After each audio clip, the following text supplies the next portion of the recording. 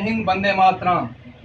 Eighty news Bombay के लिए मैं अजीत सत्यार्थी, बिहार के गया 223 विधानसभा से। मैं अभी श्यामलेश नारायण जी उर्फ मंटू जी, जो लोकतांत्रिक जनशक्ति पार्टी से चुनाव लड़ रहे हैं, इनसे हम कुछ विचारों को शेयर करेंगे।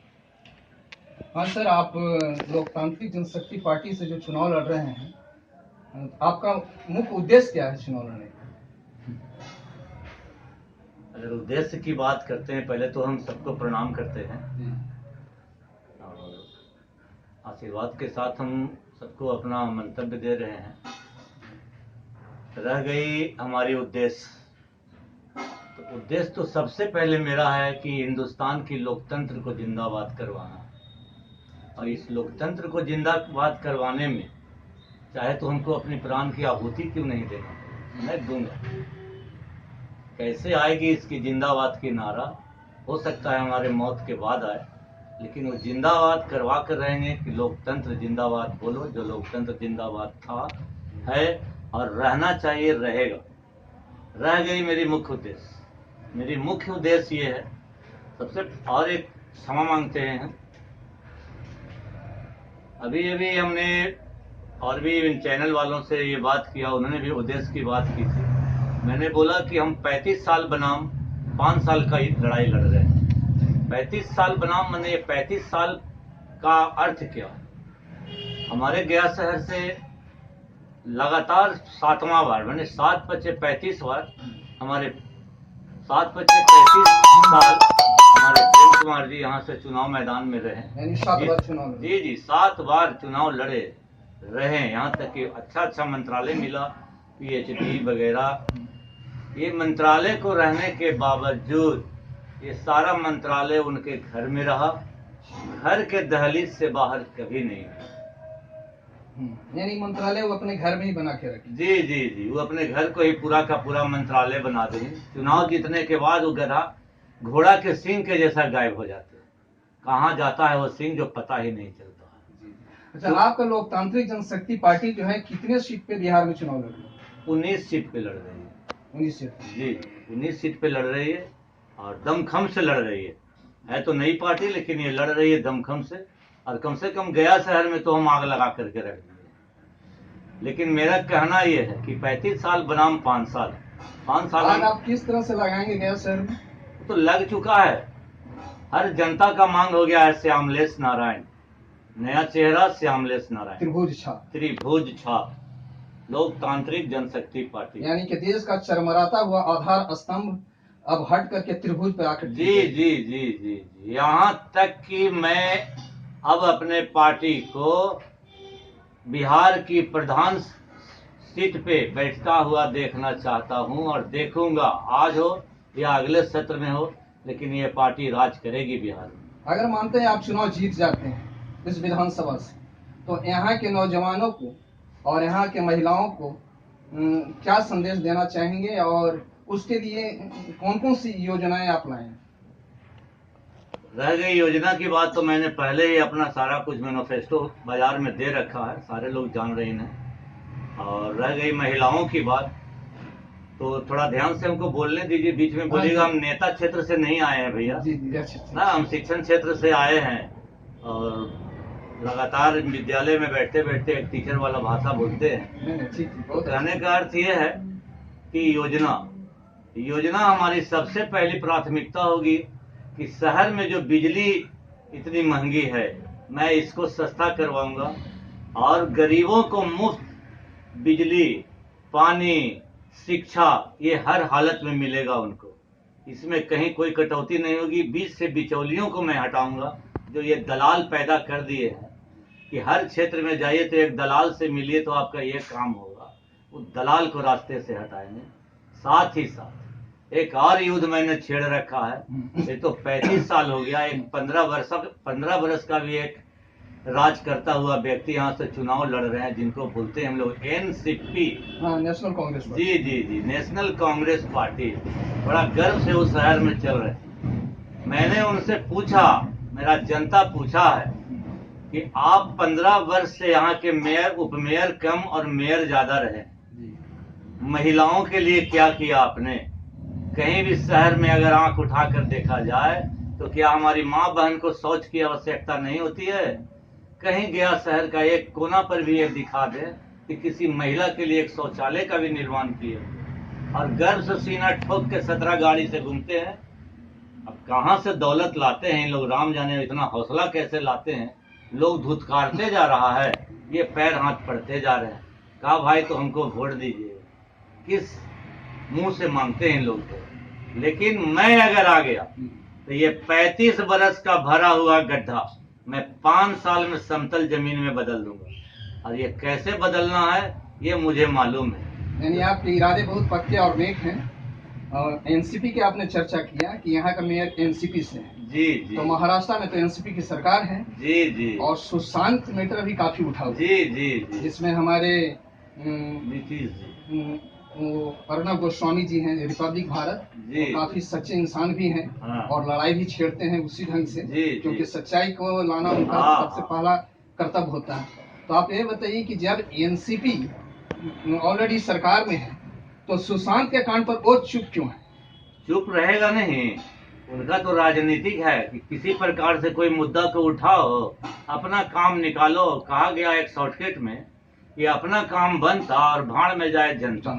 जैसे कि हमारे बिहार प्रदेश के मुख्यमंत्री साहब नीतीश कुमार जी ने भी बड़ा जोर शोर से सुशांत सिंह का केस को ऊपर किए। आज सुशांत सिंह का केस कहाँ चला गया कोई पता नहीं, सिर्फ इसलिए कि हमें राजपूत जातियों का वोट चाहिए। एक हितैषी नुमा उठे और साथ ही साथ हमारे राज्य के डीजीपी साहब को रिटायरमेंट ले करके उनको भी पद प्रतिष्ठा दे दी, जबकि एक डीजीपी को इस बात की कोई आवश्यकता नहीं। वो भी हमारे गुप्तेश्वर पांडे जी, क्या उनको बुझाया, केस को उठाए सीआईडी तक ले गए। अब आज वो कौन आईडी में जाके वो केस धस गया है। लेकिन मैं अगर जीत कर आया तो मैं सुशांत सिंह राजपूत का भी केस को उजागर करूंगा, लड़ूंगा नीतीश जी से कि आप सिर्फ हवा देते हैं, मैं उस हवा में आग बन करके कूदूंगा, और इतना भयानक आग रहेगा कि जदयू की सरकार भी ढह के गिर जाएगी।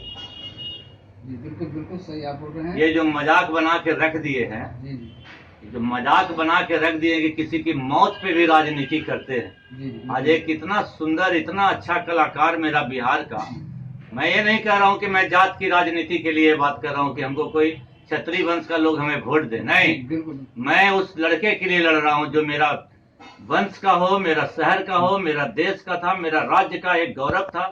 उसकी मौत पे राजनीति किए हैं नीतीश कुमार जी, और उतारे हैं प्रेम कुमार जी को फिर 8वें बार। अगर इनमें दम है तो इनको जिता करके दिखा दे, क्योंकि मेरा नारा है कि मैं प्रेम जी को जीतने नहीं हरा कर दम लूंगा, प्रेम जी को हरा कर दम लूंगा, और मोहन जी को जीतने नहीं दूंगा। ये श्यामलेश नारायण का नारा है, और पूरा शहर इस बात से अवगत है कि श्यामलेश नारायण का नारा क्या है, क्योंकि मैंने लिखा है कि निकलो बाहर मकानों से और जंग लड़ो बेईमानों से।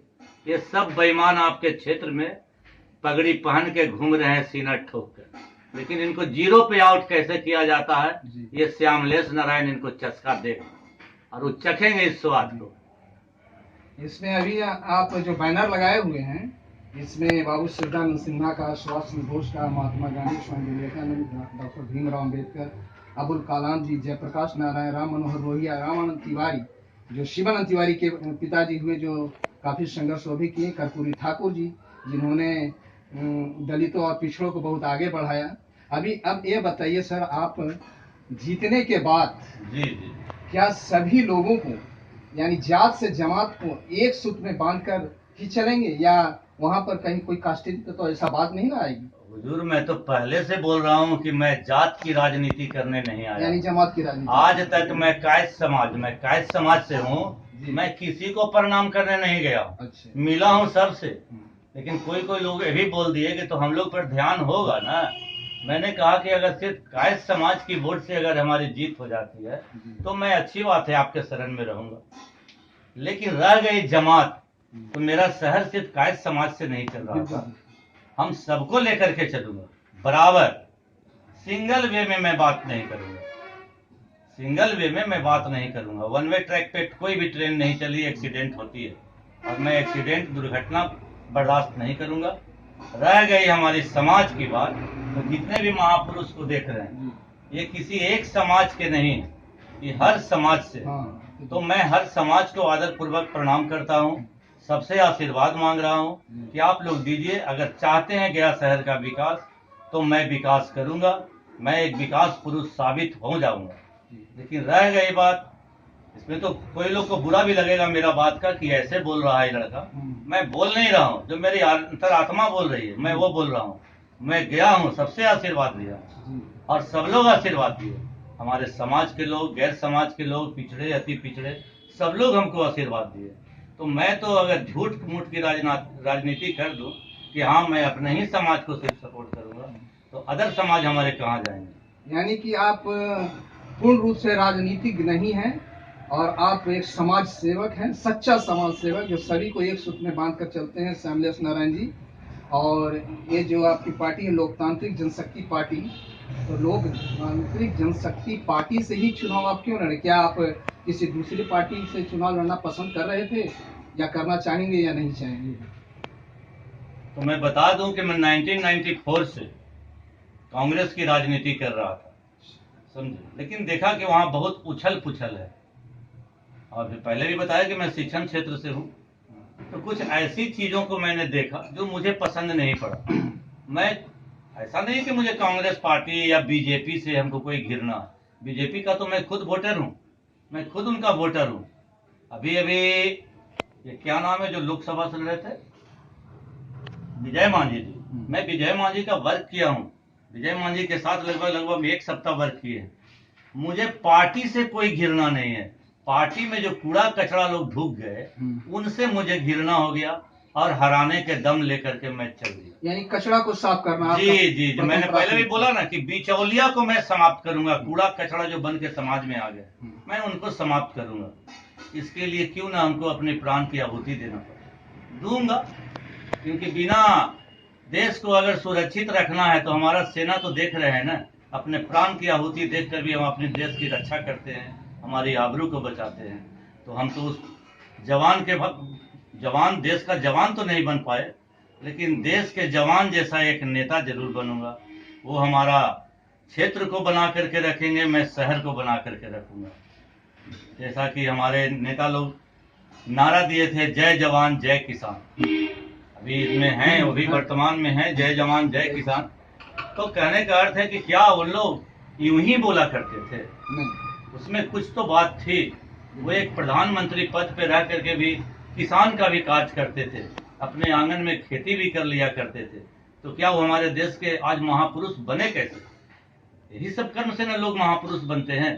तो मैं भी एक महापुरुष की श्रेणी में आना चाहता हूँ। इसके लिए मैं सभी वर्गों से, अपना समाज और भी पिछड़ा अति पिछड़ा जितने भी लोग हैं, सब लोग एक साथ हमको अपना वोट दीजिए और हमको जिता कर लाइए। आपका सेंटिमेंटल अटैचमेंट है लोगों के बीच में, बहुत सेंटिमेंट इमोशनली है आपके साथ में, क्योंकि आप एक स्कूल भी चलाते हैं, बच्चे को शिक्षा भी देते हैं। अच्छा ये बताइए श्यामलेश नारायण जी कि अगर आपकी पार्टी मान लिया जाए कि 1900 सीट पर चुनाव जीत गए, तो उसमें सरकार बनाने की जब बारी आए तो आप किसके साथ जाएंगे? पार्टी विशेष की बात तो हमारे आला कमान जाने, लेकिन रह गई हमारी सोच कि जिस पार्टी की नीति स्वच्छ होगी, जो देश राज्य के लिए, शहर के लिए, देश के लिए अच्छा सोचेगा, मेरी पार्टी उनमें समाहित हो जाएगी। अच्छा, अभी बहुत से वादे किए जा रहे हैं। अभी आपका बिहार के मुख्यमंत्री नीतीश कुमार जी भी ये कह रहे हैं कि हम सोलर लाइट लगा देंगे, हम ये कर देंगे, हम वो कर देंगे, बेरोजगारों को रोजगार दे देंगे। लॉकडाउन के दरमियान जो हुआ, तो जो मध्यम वर्गीय परिवार थे, जिनकी आर्थिक मंदी काफी हो चुकी, क्या उसमें अब कैसे सुधार किया जा सकता? नहीं, वो तो चुनावी मुद्दा लेकर के खूब चिल्लाते हैं। जब देने की बारी आती है तो नीतीश कुमार जी शांत पड़ जाते हैं। उस समय वो कहते हैं कि हमारे पास फंड नहीं है।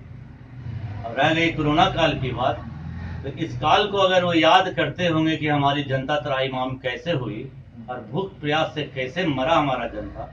जहां भी जा रहे हैं, कोई भी माँ बहन, छोटा भाई, बच्चा, बूढ़ा, जो भी मिल रहा है, इन लोग के नाम से थू थू करता कि कभी 5 किलो अनाज लेकर के कोई नहीं आया। इतने बड़े बड़े लीडरान यहाँ हैं, शहर में है, देश में है, कोई व्यवस्था नहीं, कभी नहीं कोई इन्होंने कहा कि हाँ ये स्लम एरिया है, इसको मैं 50 किलो अनाज भेज दिया जाए, लोग बनाकर खाएंगे पिएंगे, ऐसा क्यों?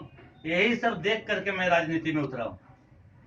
यही सब। हाँ, और रह गई हमारे देश के राज्य के मुख्यमंत्री साहब की, तो इनकी तो राजनीति ही अलग है भाई, कहना ही नहीं। देश से शराब बंद करो, राज्य का प्रतिष्ठा बढ़ेगा, तिलक बंद क्या करो। आपको अभी लगता है कि राज्य में पूरा शराबबंदी है? हाँ, पूरा शराबबंदी है, घर घर में दुकान खुल गया है। वो बंदी नहीं तो और क्या है, जहाँ एक दुकान चलता था आज घर घर में दुकान खुल गया है। मैंने होम डिलीवरी भी होती जी जी जी, होम डिलीवरी नहीं, ब्लैक के साथ 500 का दारू 1500 में बिक रहा, समझे? वो यानी तो आप कमाई का एक जरिया मिल गया उन लोगों के लिए। बहुत अच्छा जो सोच था असामाजिक लोग उनका, गरीब का गरीबी दूर कर दिया, अमीर को फकीर बना कर रख दिए। अमीर को फकीर बना करके रख दिए, तुम दारू खरीदो, घर तुम्हारा आग में झुलस जाएगा।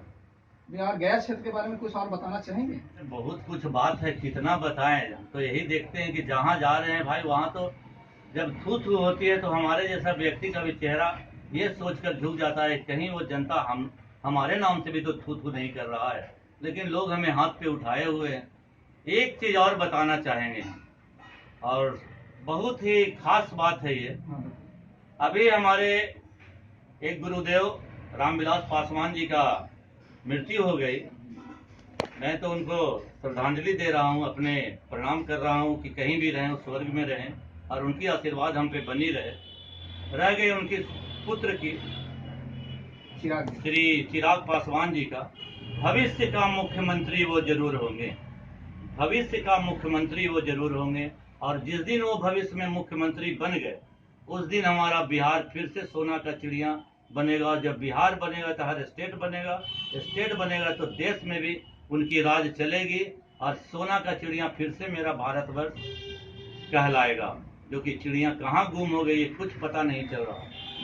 अभी तो फिर भी बिहार में अभी जातीय जो बना हुआ है, जातीय आधार पर ही लोगों को वोटिंग होते। 3% का वोट है रामविलास जी का, तो क्या 3% के वोट में चिराग पासवान जी को मुख्यमंत्री बनाने की आप लोग इच्छा रखते हैं?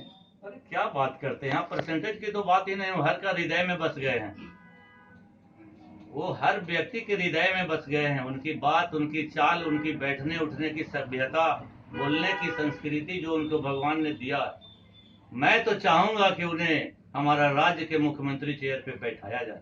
हर पार्टी से बोलूंगा कि उनको सहयोग करे, वैसा व्यक्ति को स्थान दे। विशेष क्या बोले। जय हिंद, जय भारत।